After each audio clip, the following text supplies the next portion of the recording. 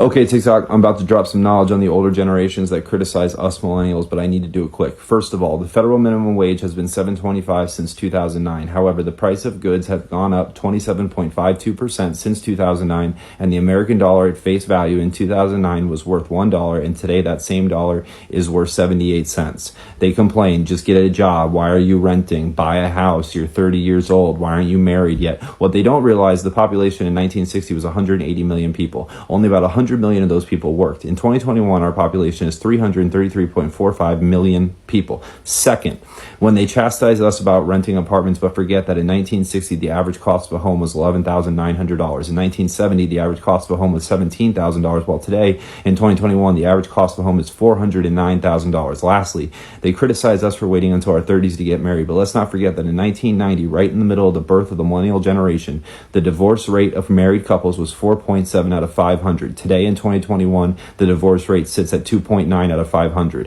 Why is that? Maybe it's because we grew up watching our parents fight, watched domestic abuse, and saw the trauma it caused us later in adulthood. We also, along with the above mentioned topics, witnessed our parents divorce, and some of us had to choose between two parents. That's trauma, and that experience is why millennials on average wait until 32 to get married. Millennials are not lazy. We knew how to type without looking in over 60 words a minute by the ages of 5 to 7. We invented social media for the good and the bad.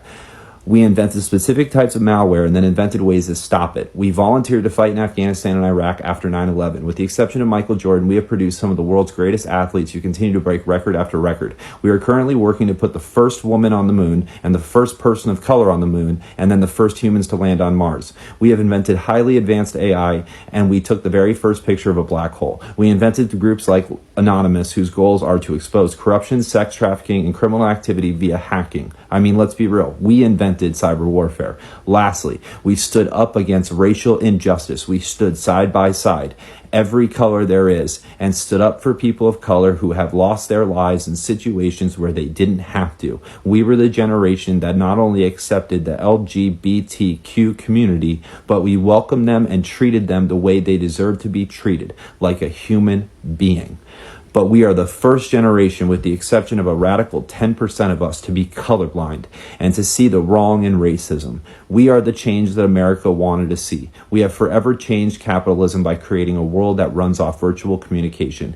We are great, period. But we are at a severe disadvantage that older generations never had to deal with. And until those issues can be fixed, we will continue to complain about those issues. So if you want us to shut up, fix the problems. That is all.